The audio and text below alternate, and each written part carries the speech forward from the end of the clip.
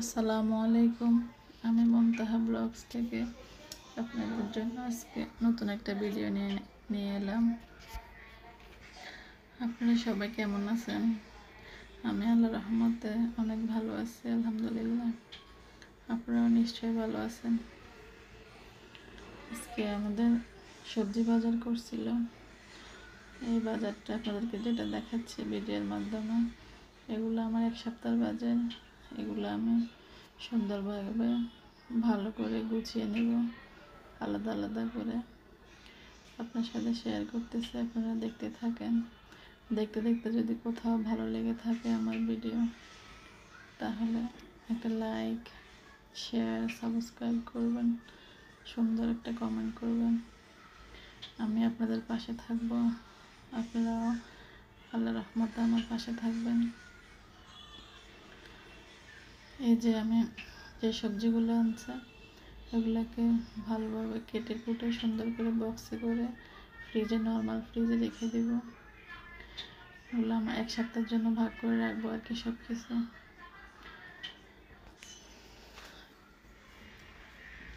প্রথমে বাজার দিয়ে শুরু করলাম আর কি আজকে আপনাদের সাথে।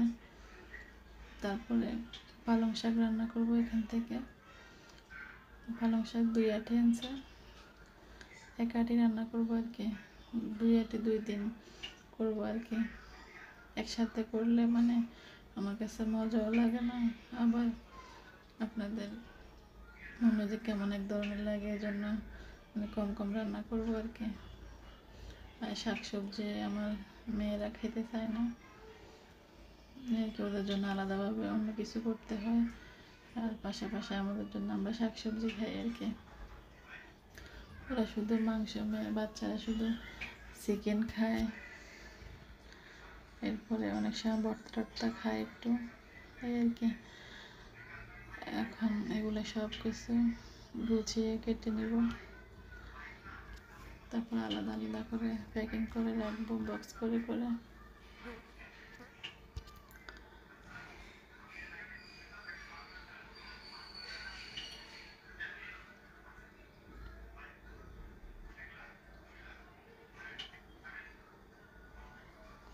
এই যে আমার সবজিগুলো আস্তে আস্তে কেটে নেওয়া হয়ে যাচ্ছে। যে মূলাটা কেটে ফেললাম অফ ক্যামেরা, এখন আপনাদেরকে দেখিয়ে দিচ্ছে। এখানে কিছু মূলাকে ছিলে আপনার আলুর মতো করে মাংসের সাথে দেয়, যে আলু যেভাবে ওভাবে করে কয়েক পিস কেটে নিয়েছে। মুরগির সাথে দিয়ে রান্না করবো, আমার হাজব্যান্ডও বলছে মুরগির সাথে একটু মূলা দিয়ে রান্না করতে, নাকি ওর কাছে অনেক ভালো লাগে। তাই একটা মূলাকে এভাবে করে নিলাম। আর কফিটাও কাটা শেষ হয়ে গেছে, কফিটাকে বক্স করে নিলাম। একটু একদিনের জন্য করলাম আর কি। সাথে রান্না করার সময় একটা আলু দিয়ে নেব। মেয়ে আলুটা একটু পছন্দ করে সবজি থেকে। আর এখানে মিক্সভাবে করে নিচ্ছি। সিম নিচ্ছি কয়েকটা, কেটে নিচ্ছি। মূলা দিলাম একটা, তারপরে ফুলকপি দিলাম। রান্না করার সময় একটা আলু দেবো। তো মিক্স সবজি করলাম আর কি। সব কিছু একসাথে করে নিচ্ছি এটার সাথে, এই প্যাকেটে আর কি। এখন আমি সবগুলো প্যাকেট প্যাকেট করে ফেলতেছি আর কি প্যাকেট। এভাবে আমি সবসময় সাপ্তাহিক আমার হাজব্যান্ড শুক্রবারে সবজিটা নিয়ে আসে সকালবেলা। একদম ক্লিন, আপনার সবজিগুলো একদম তাজা তাজা থাকে। এগুলো আনলে আমি কেটে কুটে সুন্দর করে বক্স করে রেখে দিই, 1 সপ্তাহের জন্য আর কিছু লাগে না এই আর কি। তারপরে পালং শাক, লাল শাক, এগুলোকেও প্যাকেট করে নিলাম আলাদা আলাদাভাবে। এগুলো রান্না করব কালকে।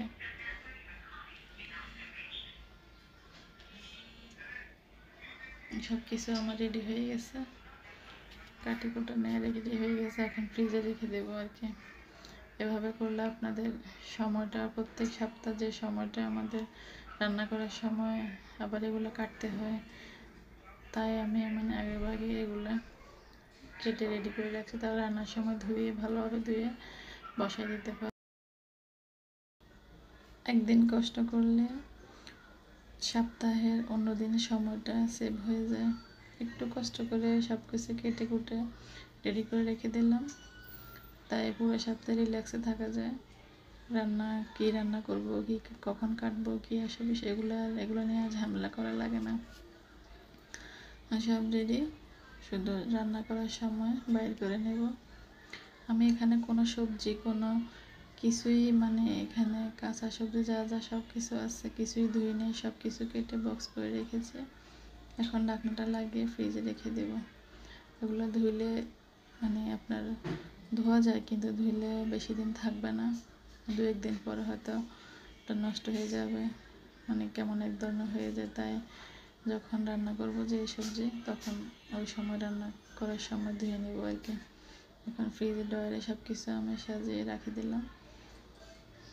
আমার সব কিছু রেডি রাখা, সব কাজ শেষ, সব গুছিয়ে নিলাম। 1 সপ্তাহের জন্য সব ঝামেলা শেষ। আমার এখানে প্রায় সব কিছু মেলা 250 টাকার সবজি হয়েছে আর কি। এই একসাথে কিনলে অনেক সেভও হয়, মানে এক দোকান থেকে কিনলে একটু দামও কম পাওয়া যায়। সব কিছু একসাথে নিলে ভালোও হয়, কাজের সুবিধা হয় কাজ করতে আর কি। এখন পালং শাকটা রান্না করব। বড় মাছের মাথা দিয়ে রান্না করব পালং শাক।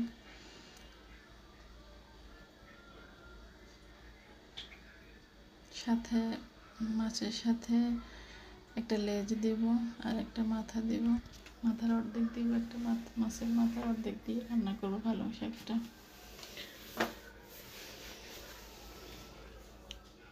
আপনাদের সাথে হালকা রান্নাটা একটু শেয়ার করলাম আর কি, আপনারা দেখতে থাকেন।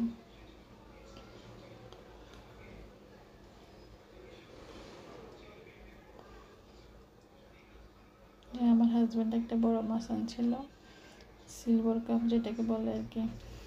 ওই মাছটা প্রায় 3 কেজি ছিল।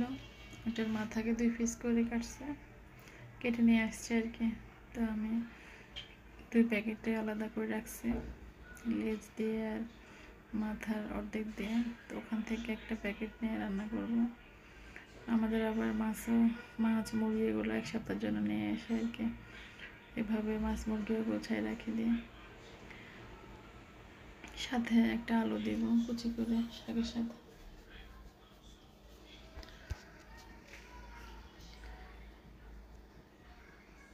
শাকের সাথে ওই যে কাঁটাগুলো, মাছের কাঁটাগুলো বের হয়ে যাবে, তো নাড়াচাড়ার সাথে বড় কাঁটা যেগুলো ভেঙে যায় ওগুলো পরে আমি উঠিয়ে নিই আর কি। আজকেও ঠিক ওরকমভাবে কাঁটাগুলো উঠিয়ে নেব আলাদাভাবে। আমার ভিডিওকে কোথা থেকে দেখতেছেন আমাকে কমেন্টে জানাবেন।